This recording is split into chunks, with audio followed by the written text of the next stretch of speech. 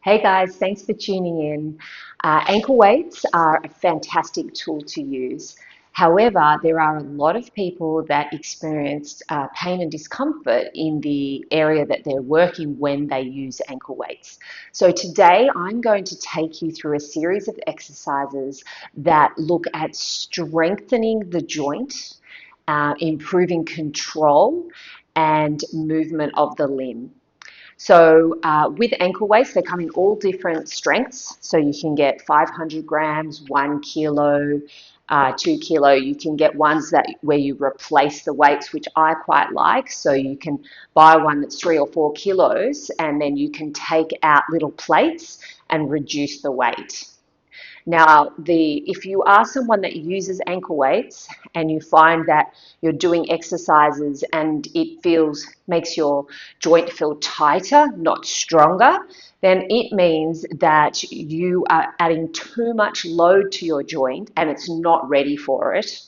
Or it means that you're not placing yourself in the right position so that the muscles around that joint can fire properly. So today I'm going to take you through 4 exercises where we can look at joint control. We're going to do pelvis, hips, and we're going to do shoulders, which integrated with the core. So to start with, you're going to grab your ankle weight and you're going to put it around one ankle. If you've got 2, you can put one on each side. I'm going to do that. So you just got it on one side. Then we're going to come into a 4-point position. So from here, you're going to hold your 4 points so that your shoulders are directly over your wrists and your knees are directly under your hips. The reason we're starting in this position is it's a nice closed chain position, so it gives our body as much support from the floor as we can get. When we start moving into different positions where we have less contact, it then becomes more challenging for the body because we have to know where to place ourselves. So we're going to start here. From there, you're going to slide the foot with the weight on it out to the back. You're going to hold this position. Now, what you want to try to notice is, did you shift towards the supporting side? And if you did that, then that means that your body's counterbalancing instead of engaging muscles. So press out of your hands, slide your foot out, and keep your hips completely still in the middle. Make sure you haven't dropped the hip of the leg that's extended out. You've got the ankle weight on your leg. You're going to soften your knee so it's not completely locked. And then you're going to lift that back leg up. Now, you're going to lift and hold it and try to hold that position without sinking into the back here, because then that means that you're leveraging from your back and it's not actually having the desired effect on that back leg. So what we're going to do here is you're going to really focus on maintaining a nice lengthened center. You're going to raise that back leg up without dipping and then slowly lower it and just tap your toe down. What you want to feel here is you should feel the back of that leg working, the glute working, and you should feel muscles in the core engaging as you lift that leg because you're trying to keep the body centered. Now, if you find here that you're not getting it there, try bending your knee a little bit so you've got a slight kink and then go up and down, keeping the foot relaxed. You also want to make sure you haven't popped your leg out to the side. So keep it right in the center of the body and back down. Then if you want here, you can hold it and create some little circles. So we're really trying to improve this movement in the joint, engage the upper hamstring, the glute, and opening the front of the hip. So it's a really good exercise if you have tight hips. And we're going to go the other way. Now we can obviously progress this movement by coming out onto all fours, onto a full plank, and then lifting the leg and lowering this way. So we're making that challenge a little bit harder. There's always a next step that we can take our movement. It's not always just adding weight. So let's change to the other side. because I think it's really important here that you try both sides so you can feel how one side feels compared to the other, because there's always a side that feels easier. So we're going to center ourselves here, slide the leg out, make sure you haven't shifted the hips, they stay centered, lift that back leg up, hold it, and then just tap it down and breathing, lift it up. Good. So for me, I actually find this side is a little more challenging for me, not so much in the back of the leg, but more in that kind of core area, because I'm trying to hold my hips centered here because they really want to shift off to the right. So if you feel like the arm of the leg that's working is pressing into the floor a little harder, then that's good. That means that you're really centering your body. Good. Let's do 2 more. Last one. Good. And lower it down. So now, that was for the back of the legs, which helps open the front of the hips. So if you have tight hips, a fantastic exercise. If you found that the heavier weight was, the 1 kilo was a bit heavy, try going down to 500 grams. And again, you can start with no weight and then incrementally build up, because really we're trying to build that tissue. So you don't want to overload it. You want to build it up incrementally. So I'm going to go to the onto your side. So we've got the weight on the top leg. So we're going to have the bottom knee bent for this. So this is quite a common exercise, which is lifting the leg up and down. Now, the most important thing about this is that if our pelvis is not in the right position, we will not recruit correctly through the muscles that we're trying to engage, which is those deep hip muscles, so those deep glute muscles on the side. What happens quite a lot is that people will lift up and down. They're either going too fast, the weight is too heavy, or their hips are in the wrong position, their pelvis, and then they start recruiting that TFL and quad muscle, which is already tight, and then they're wondering why that's sort of still feeling so stiff. So we're going to really focus on being able to feel the right area. So first of all, you want your top hip stacked directly over your bottom hip. So try to feel if it's rolling forward or too far back and find that center point. So mine's about there. Then I'm going to come underneath this bottom side, and what I want to make sure is I'm not kind of collapsing down onto the floor.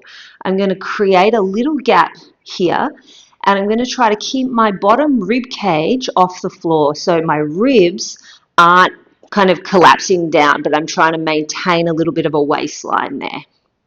Then from here, you're going to lift your top leg till it is in line with your hip. Now, what you want to notice is when you lifted that leg, did you sink your body down onto the floor? So lift the waist, maintain that gap, and see if you can just lift that leg up without locking your knee. So you'll notice my foot and my knee are kind of relaxed. And I'm just going to hold it here, and what I want to start to feel is some work in my kind of side, that little pocket in there. You want to feel work there. If you're feeling it at the front, that means that you are not in the right position. So it could mean that you've extended your hips out behind you, so you need to kind of tilt them up towards you a little bit that way. And if you do that and hold and start to feel in there, you know that you've hit the right spot. Then you can also bend your knee a little bit, so that if you find that if it's super weak here and you over recruit in the front of the leg, having the leg straight is too much of a longer lever. So you're going to bend the knee and just hold that position. Then from here, you're just going to slowly bring the leg forward and back. And the goal here is to get the movement in the joint without the pelvis moving. So we're just going to go slowly forward and back, just a small movement, forward and back. Good. So we want to feel that burn in that sort of area just behind the hip joint, not in the front. And then you can extend out a tiny bit if you feel like you're able to do that without it going into the wrong area. Then you're going to hold it there, And let's see if we can move on that frontal plane, which is lowering and lifting. Now you might find here that you start to get a real burn. And if you do, you can always just lower and rest for a second and then continue on. So you want to have really good quality reps here. And because we're moving so slowly, it doesn't have to be really high numbers. You can do it in micro reps of about 3 or 4 and relax it down and then continue again. Good. One more. And lower it down. Let's go to the other side. Now again, you can progress that so that you have both legs straight. You can progress it up into a side plank. There's always another level for every exercise. So we're going to lie on the side. But sometimes just doing the basics is actually really good for just maintaining good quality movement and healthy joints. You don't have to do anything too fancy. So let's find the position of the hip. Mine is about there. So on one side, you might find that you feel like you have to roll back a bit, and on the other side, you're rolling forward a little bit. So that's completely normal. It's never going to be exactly the same on both sides. So nice relaxed foot and knee, and then just slowly forward and slowly back. Good. Now on this side, I feel like I have a little less control of my pelvis. So as I take my leg back, I feel like I want to kind of lose my position. So I'm actually going to bend my knee a little bit and then move forward and back and not go as far back with my leg because I'm actually unable on that hip to control it as well in that position. Good. Which means I need to work on this a little bit more. Good. Now let's go up and down. Hold, and let's use that frontal plane, so that side to side plane. This is a really important plane for walking, for running, stepping, all of those. You really need this side to side. It keeps us balanced and it keeps us walking straight. Good. That's it. Feel that work in the hip, maintaining that waistline and lift it in that rib cage. Good. You can use a little cushion under the head if that arm, feels uncomfortable under the head like that. One more. Good. Oh, felt that one. So bringing it up, we're going to take the ankle weight and place it onto the wrist. So we're going to go like this. Okay, so now we're going to look at shoulder girdle. So from here, you're going to be in a 4-point position. So again, we're going to be looking at that being able to keep the body stable in the center and not shifting it off to one side. By doing that, we're going to automatically recruit the center of our body. If we shift when we do that, we actually take the load into the joint itself. So we're not, learning to stabilize and learning to connect the system. So it's really important to have placement. So, start in a 4-point position, tucking the chin. You're going to slowly take the arm out to the side. Now, when you take it out to the side, it's important here we don't shift, but it's also important you don't drop your shoulder. So you're going to try and open the shoulder and connect your back. So we're working here all of the posterior muscles in the shoulder. And because we're working really deep into those smaller muscles of the joint, it's really important to start light. So I know that 2 kilos might not seem like it's very heavy, but 2 kilos on a joint that is maybe not strong in those little muscles is quite a lot of weight. So it's better for you to actually go light and feel like you can really relax the body. And then what will happen is you'll really recruit those little muscles and not so much the really global muscles. So we're going to hold that position and then slowly bring it down. Just working those slow movements. And again, out, relaxing the fingers and relaxing the elbow so there's no tension in the arm itself. And then you're going to take it up and hold. Now, from here, you're just going to create a circle with that arm. Now, what I want you to notice is how my head is staying really still but in line with my spine, and how when I open this arm, my whole shoulder's opening. So instead of it just being a movement like this of my arm, I'm actually opening my shoulder and I'm moving the arm, and the shoulder is staying open and in place. Then I'm going to go the other way. Now, this is endurance, so by all means, you just keep going and feeling that kind of burning in the back of the shoulder, sort of right up into this area, which is what you want to feel. You don't want to feel it up here. If you are feeling it in your neck, you've probably gone a little bit too heavy, or your shoulders rolled forward a bit too much. So you have to really push and open, and you can also turn your palm sort of up towards the ceiling to help you externally rotate that shoulder. So you're going to take it around and down.